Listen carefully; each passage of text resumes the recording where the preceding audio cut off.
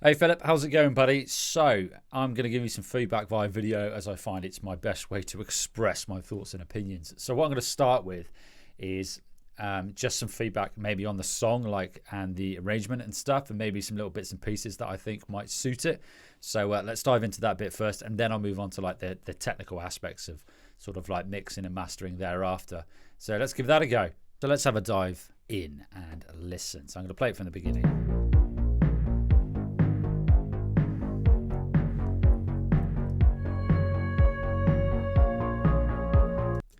That's really cool. I like that. And I can see how you've got like a filter sweep going on here. And I was going to say, when it kicked in, I was expecting to hear some sort of building sounds. And I really like that. I like that sort of, it's almost like a guitar where you've got the volume knob and you're doing that sort of slash. What's the song by Guns N' Roses? Estranged. I really like that. I think that sounds cool.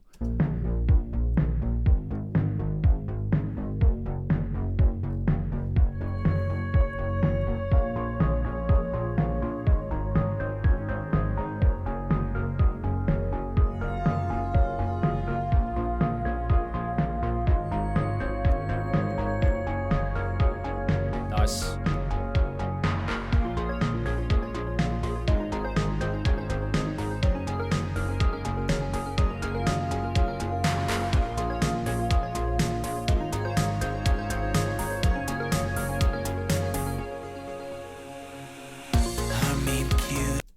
Yeah, I think that's cool. I like that intro section. I like how you bring in the new elements. I like how you've got the filter sweep going on there as well. My only comment maybe it might be a touch too long, but that's once again when it comes to like arrangement and the songwriting, it's personal preference, isn't it? So maybe like you could reduce it by not a half, but maybe like 8 bars, and maybe bring some of those other those sounds a bit further forward in terms of timing. And I was also, now this comes down to my own music production, and I use this a lot, but maybe some sort of like sound effects in there would sound cool. But once again, I appreciate this is all subjective. But I think it's really cool. I really like that intro. It's really, really cool. Okay, so let's go from the intro. So we've got the vocal coming in at about 40 seconds. Let's go.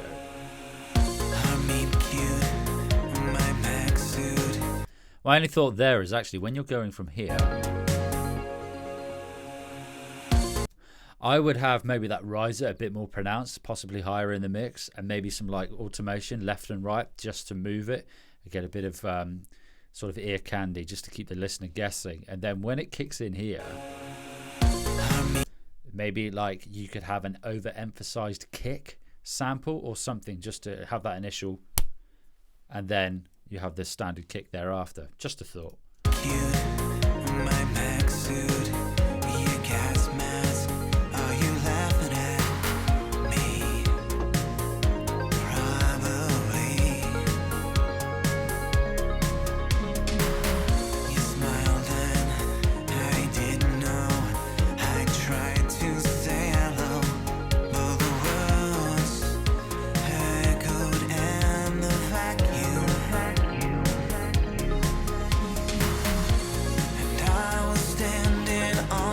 I think there you've got the chorus coming in, right? So I'm just going to play it again.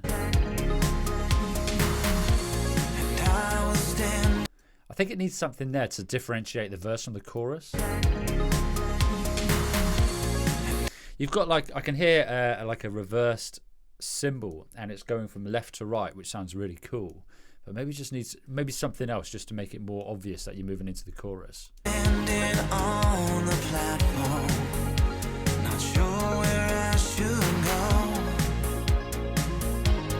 Now I know. These are skies. I really like that reverse cymbal you've got going from left to right. That's really cool, moving across the spread there. And I like the art that you've got going in the background throughout. I think that sounds great.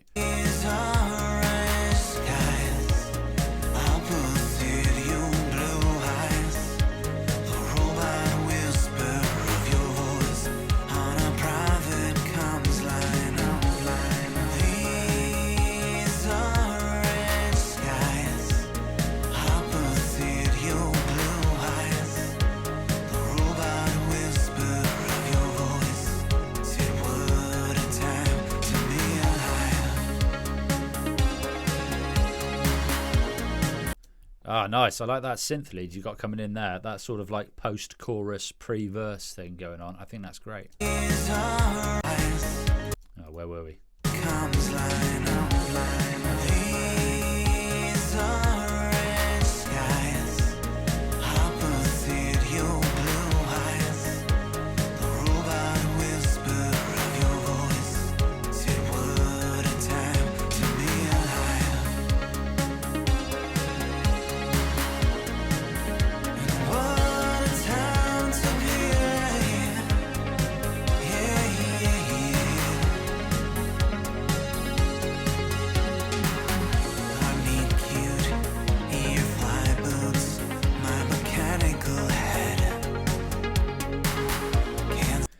I think once again there you're sort of moving from the chorus to the verse, and I think it just needs to be made obvious, like you did with the intro here. I think what you could do is maybe just cut everything out, remove everything, and then come back in like that, just to make it a bit more obvious. But I think it sounds cool, man. From flashing red.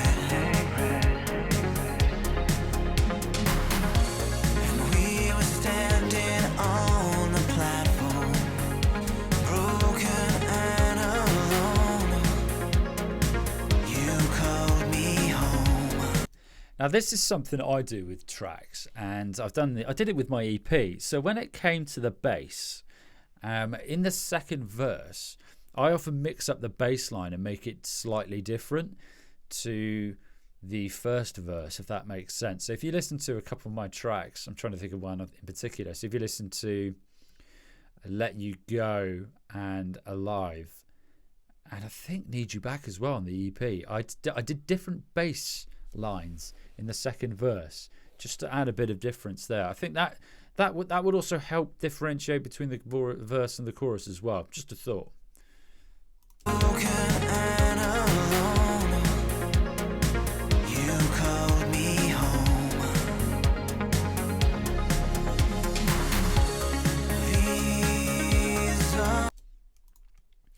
I think you've got some really nice sound choices in here, like with the synths and stuff. And I still love that reverse symbol you got going from left to right. I'm going to steal that and use that in some of my productions. I really like that.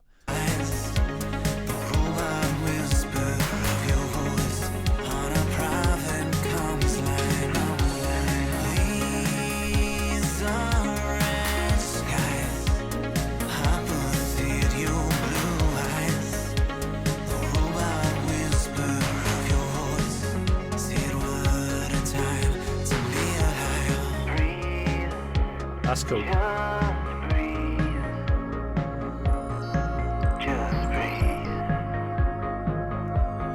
Let your feelings in, and we can begin. That's cool. I like that. Those sound effects you got, those sort of electronic, almost like a modem sound effects you got going on there, and I like how you got the vocal then goes to that band pass filter, so it's emulating a walkie-talkie. Really, really cool. So some ideas there for the actual sort of arrangement and composition and whatnot, but as I say, it's all subjective, right? I think it sounds great as it is, but yeah, fantastic. So let's move on to the mix side of things. Okay, let's start with the bass. So for the bass, I don't think you're far off, to be honest. All I would say is when you're listening to the Midnight here, because this is your reference, it's a lot. I'd say it's a lot. It's more full, right? Probably around 100, anywhere between 80 to 100 hertz. So if you then A/B yours, it's slightly lower. So what we're looking at, let's get Infinity EQ here, and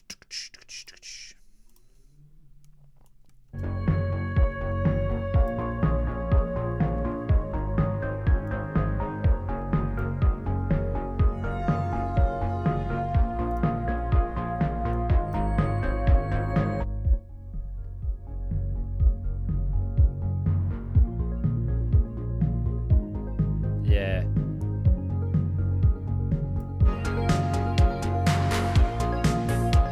And then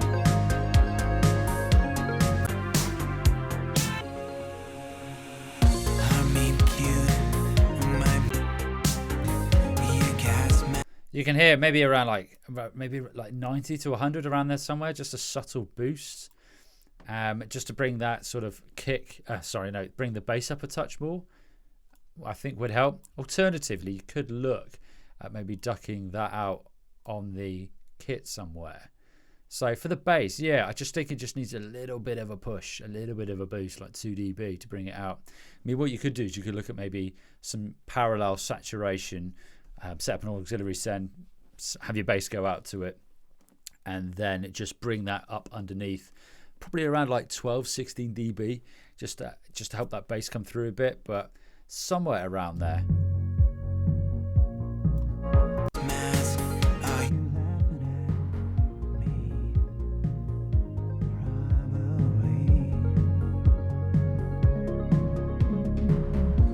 Yeah, it's somewhere around there. Because if I look at tonal balance now, I mean, this is relying on your eyes here. I'm just going to undo that. And if you look, if I play your tracks, you've got this bass region here, and then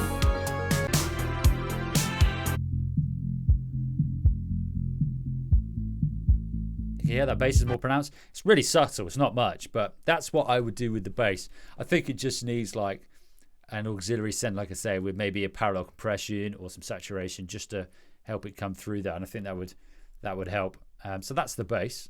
Okay, let's have a listen to the kit. I think this kit sounds really nice. I like that cymbal, as I mentioned earlier. So let's give it a play. I didn't know.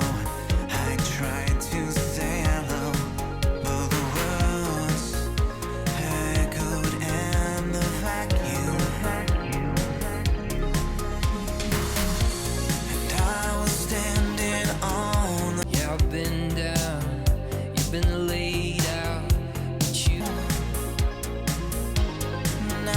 Once again, you're not far off, man. I think it just needs to be a touch brighter. I mean, I think you can give it a little boost around sort of 10. I didn't know. I tried to say hello. Like there.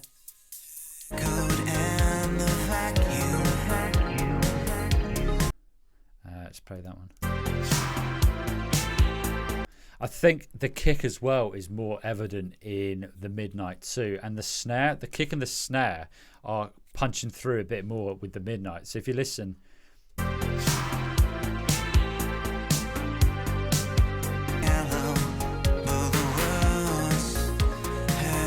so where's your kick drum? Your kick drum is, let's have a listen. I didn't know.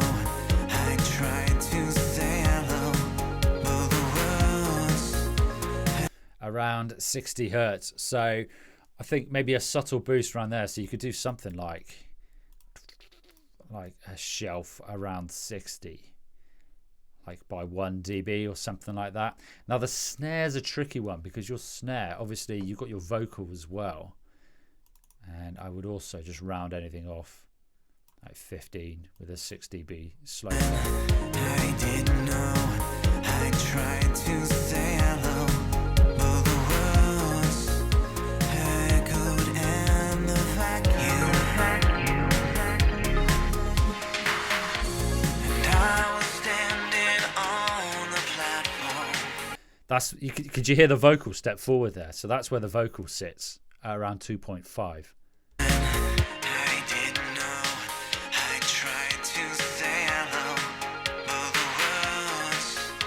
What I would do there, this is getting away from the snare, is with the vocal, with your snares and your synths, I would just like 1 dB at around 2.5, just notch it out in those channels and those instrument groups, and that will help your vocal punch through as well. But with the snare, it's tricky because obviously if you boost anything here in the mastering with the snare, it's going to boost everything else that's around it. So I think what it needs, I'm just going to play it. I didn't know.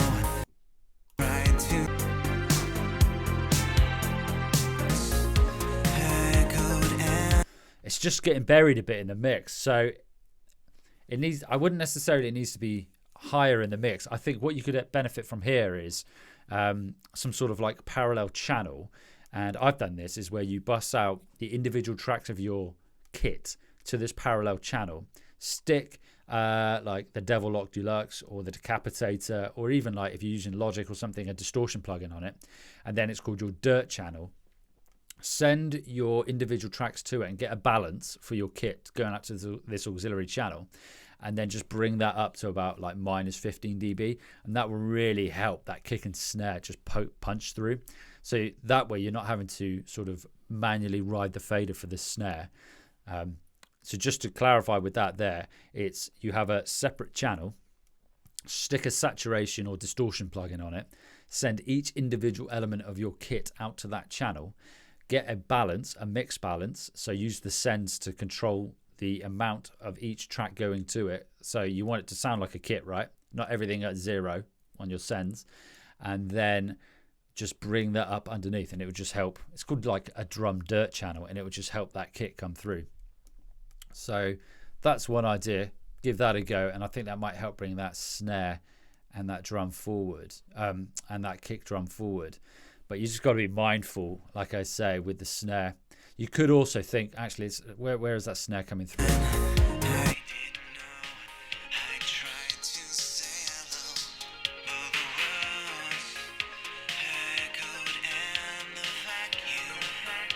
It's around the same place as the vocal, so you've got a bit of a trade-off there, haven't you?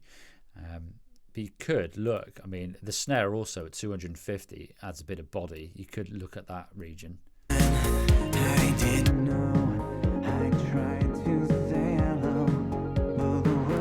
As you can see, it's all about juggling frequencies, right? But I hope there's something useful in there. So let's dive on to the next track. Next track, the next instrument.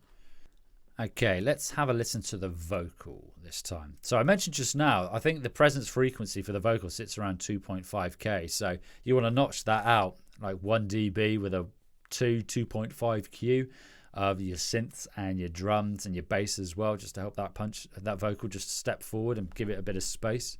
I didn't know, I tried to say hello, but the words echoed and I've been so low, felt the wind blow like and I was standing on the platform. I think the vocal sounds really good, mate. I don't think you need to do anything with it. I think the vocal sounds great as it is. Maybe a touch more reverb, possibly, but that's being really picky, you know. I didn't know, I tried to say hello, but the words echoed in the vacuum. I have just picked out there, around that point where it stopped, you've got some really low bass notes. They sound a touch rumbly, so I'd just be a bit wary of that, because I think your kick and your that really low bass are sort of building a bit of a frequency build up there. So that's one thing to be wary of. Maybe like a low shelf. You could automate a low shelf on the kick at that point just to help that bass come through. I didn't know. Let's have a listen to the chorus. Now, my only thing here is, this is more of a creative thing, would be maybe in the chorus you could have some delay. You could have like a quarter note on the left and an eighth note on the right, and just bring that in, automate it to come in during the chorus, possibly.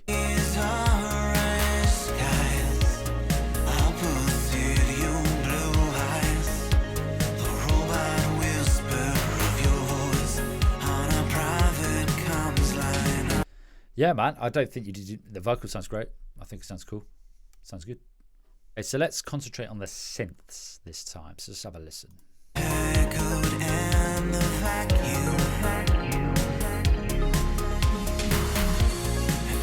That sort of up, I can hear it's fluctuating between the left and right. I think that sounds cool. The only thing is, I might bring that slightly higher in the mix, maybe in the verse. Oh, now I'm second guessing myself. I think it's actually all right. I think it's all right.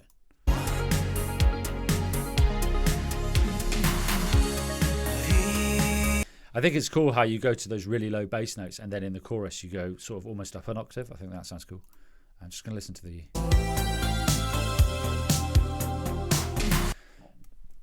Overall, I would say like the Midnight one just sounds brighter. It sounds brighter. So this might be to do with the environment you're mixing or headphones, but it just sounds a touch brighter. Anything above sort of like 10k. So that's one thing to be wary of, I think, is it just sounds brighter. You've got that extra air with the midnight version.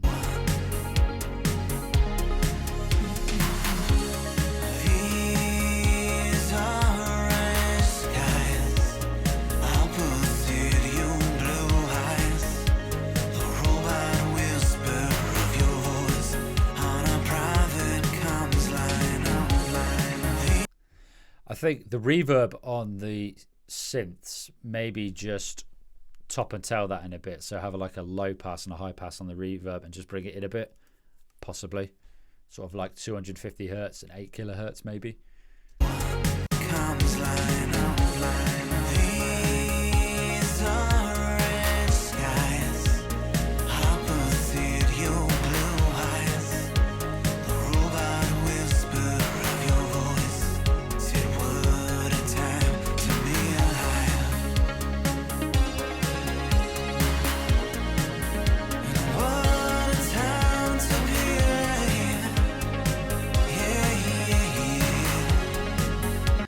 What I would do there, now this once again is a creative point, is I would bring the reverb up on the vocal to push it back, and then that would in turn bring that sort of bring that forward. Comes like fly boots, my mechanical head can't stop from flashing red. That you've got another synth up that's brought in there, and when there's a gap between the vocal sections, you could almost automate that volume to come up a bit and then duck down when the vocal comes back in.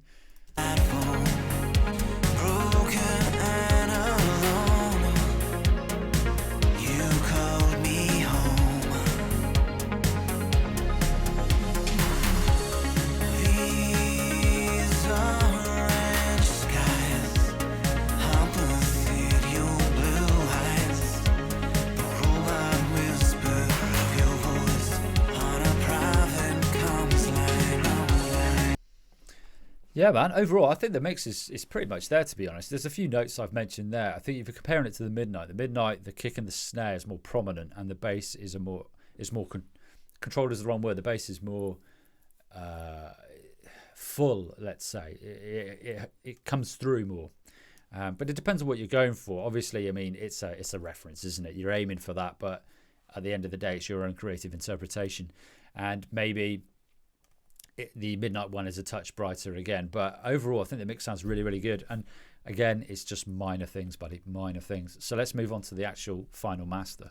Okay, so I'm going to flick between screens here. So let's go for like the scientific stuff first. So I'm going to go to RX Audio, and you've got a True Peak -1, which is cool. I'm assuming you've gone for the Spotify recommended there, so that's cool. Integrated louders -10.6. I think that's a good one to aim for. Anywhere between like -8 to -11. I think is a good shout. And let's now dive over to Reaper. And in here, so let's just double check. So what I've done is I've identified the True Peak here, and I'm just going to put the codec in. And here we can test to see if we've got any peaks during the sample rate, during the conversion process between sort of the high fidelity WAV to the 96 kbps, which is going to be online. So let's have a listen. Yeah, might help if I enable it.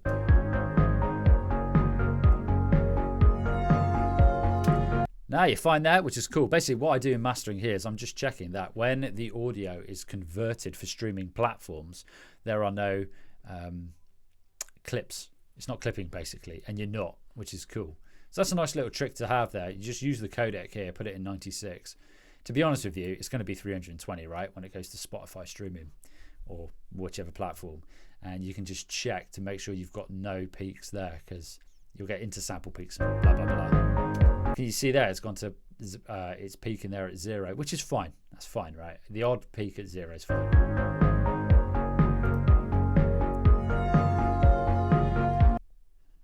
Yeah, so you're right there. I would say you're okay. You're okay. But that's one thing to check for. That's one thing I often check for in mastering.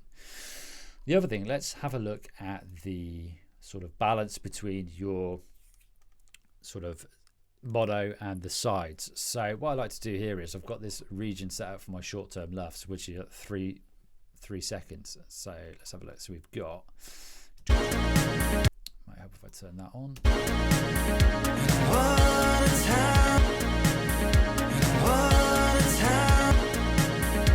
About 7. So I'm just going to put the BX meter in. Size.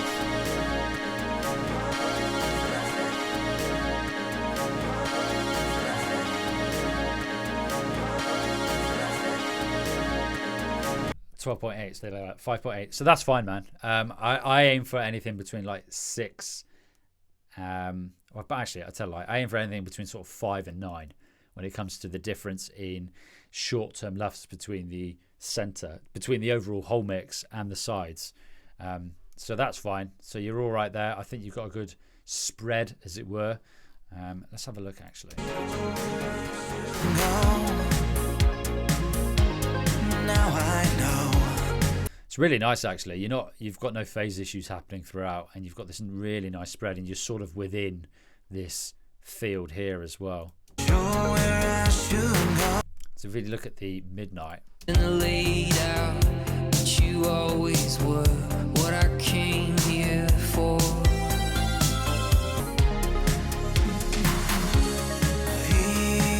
Yeah, so I think stereo wise you got it on there. I think that's great. I think mastering wise, I think it sounds good. Mate. I think maybe just you need to the things I mentioned you can fix in the mix. That's the beauty of like mastering it yourself, right? You could bring up that kick and that snare using some sort of parallel compression. You could boost the low end at around sort of 60 hertz, maybe with a high shelf, a low shelf, 1 or 2 dB. Same with the other end as well. But I think that sounds really good. I think, as I say, I think the master sounds great. It's not as hot as the midnight, but it doesn't need to be.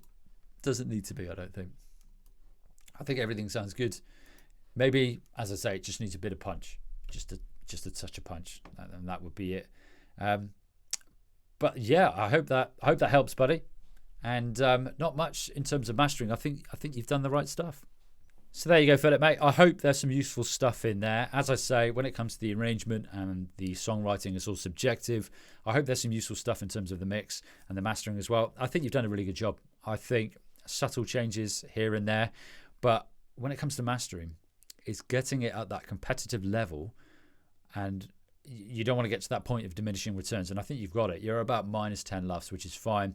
It's not clipping when we're using the codec. You've got a nice stereo spread. And I think it sounds cohesive. It sounds like one song. It doesn't sound like different instrument groups jammed together. It sounds like a song.